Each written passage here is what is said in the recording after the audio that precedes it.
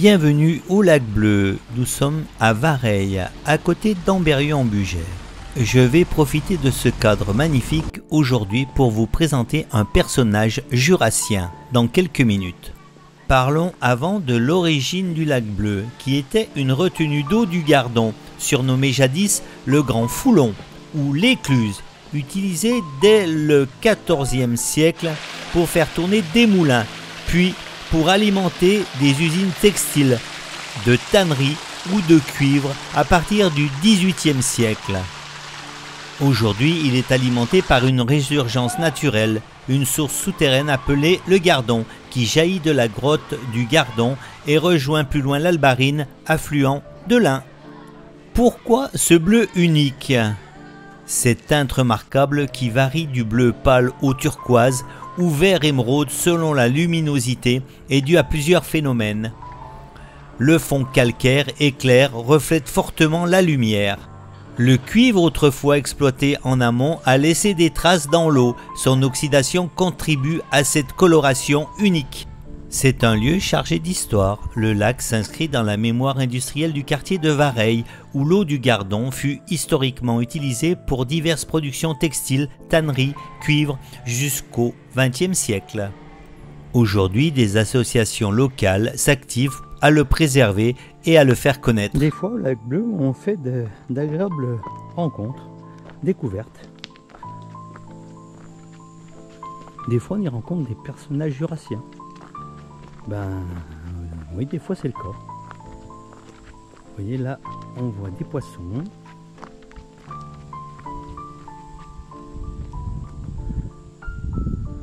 C'est beau quand même le coin. Alors justement, parlons de cette rencontre. Car il y a des rencontres qui ne s'expliquent pas. Elles naissent comme un souffle dans l'air chaud d'un après-midi d'été, au détour d'un sentier, d'un reflet sur l'eau, ou d'un hasard guidé par la passion commune de raconter le monde. Dans quelques instants, les images vont capturer un moment rare, la rencontre entre deux sensibilités, deux regards tournés vers les merveilles du Jura. Je vais vous présenter un amoureux des cascades sauvages, des concerts oubliés sous les étoiles, des luttes silencieuses contre la pollution. Cet homme que vous allez découvrir capte l'éphémère avec la pudeur de l'amateur et la ferveur de celui qui aime profondément sa terre. Lui, cet homme, notre reporter jurassien. C'est là que nos routes se croisent et que la magie peut opérer. Alors vous voyez dans l'Ain, on fait des rencontres parfois étonnantes. Des fois on trouve un jurassien qui généralement parcourt les cascades. Et aujourd'hui, il s'est perdu au Lac Bleu qui est vert. Wow. Vous allez voir une chute en direct. J'espère pas parce que... Voilà, hein. Là, la couleur est quand même... là, c'est pas du bleu turquoise, mais c'est quand même un vert plus clair. Quand même, ça va. Donc je te rassure, je vais pas traverser le tronc. Simplement parce que ce soir, on a un rendez-vous avec des artistes. Pas de doute, c'est bien lui. On le reconnaît de suite avec son accent jurassien. Regarde les poissons. Magnifique. Donc on va faire le petit tour. Et puis on va pique-niquer avant d'aller au concert ce soir. Le banc de poissons. Oh, je glisse. Alors. Et moi, je vais vous présenter cet homme. Hop. C'est toujours dans l'autre sens que j'ai du mal.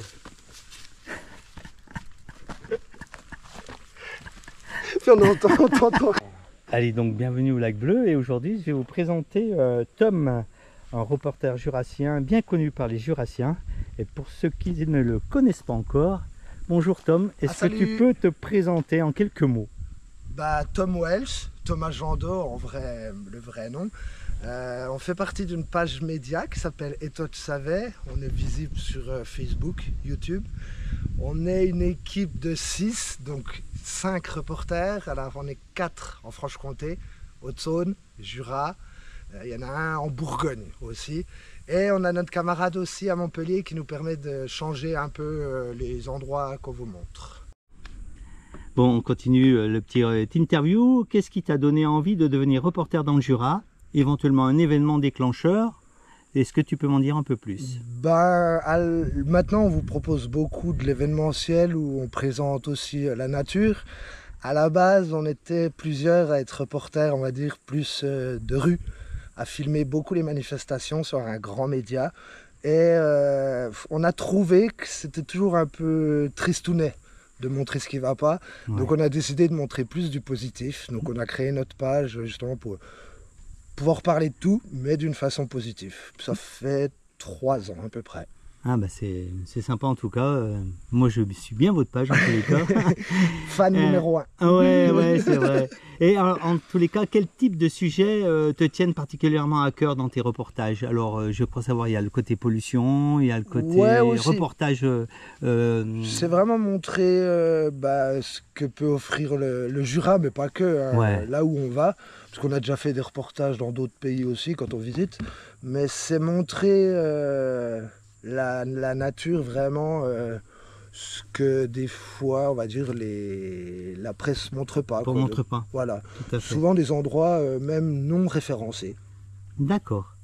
Et éventuellement, est-ce qu'il y a un fil rouge dans ton travail, un message que tu veux faire passer à travers tes vidéos?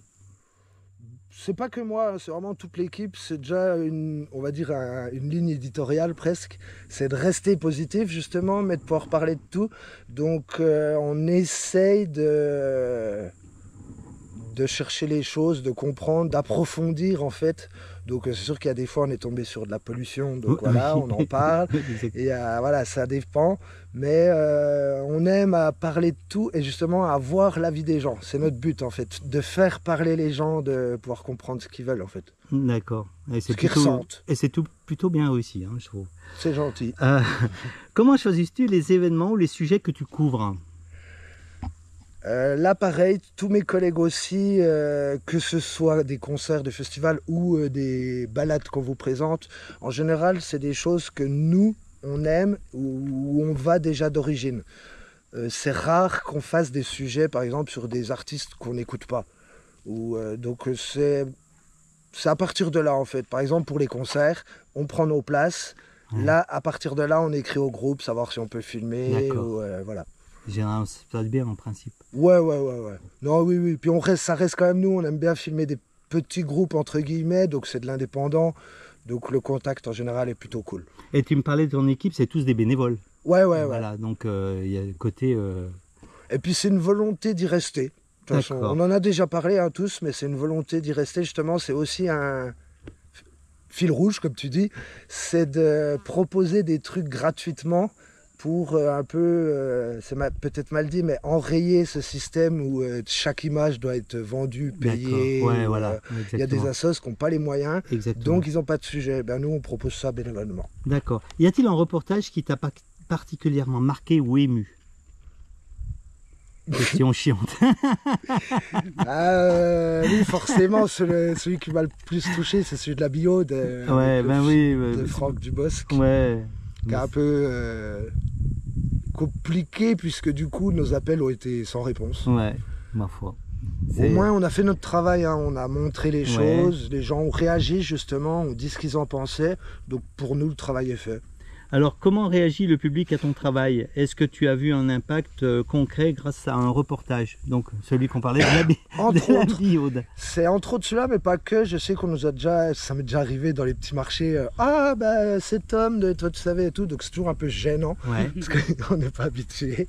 Mais en général, on va dire, dès qu'il y a une vidéo qui fait 10 000 vues, et on partage beaucoup dans les groupes locaux, donc du coup les gens nous voient assez facilement quand même. Donc il y a quand même pas mal de sujets que les gens ont pu voir. En tout genre, des fois c'est sur des lacs, ça dépend. Et mesures-tu l'engagement local des échos dans la presse? Qu'est-ce qu'il en ressort?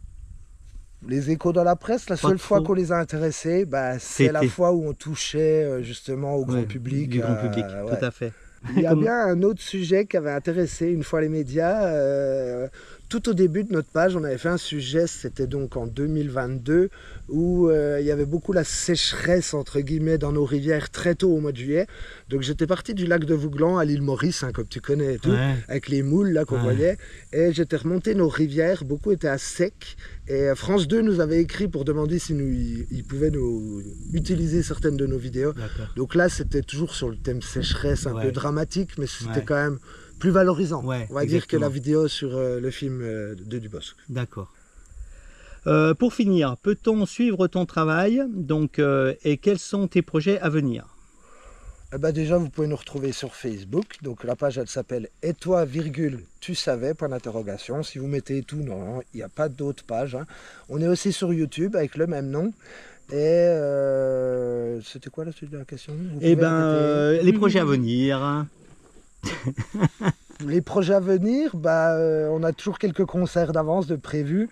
Là, on peut l'annoncer, puisque selon la date, de toute façon, c'est quand? Le 22 août, c'est ça? Le 22 août, pareil, on fera des vidéos-concerts, entre autres, avec le groupe Madinska. Et pas que. On vous présentera le festival Haute Zone Festival. En Haute Zone, bien sûr. Et si on a un peu de chance, s'il nous répond, on vous présentera même Pierruc José. Waouh!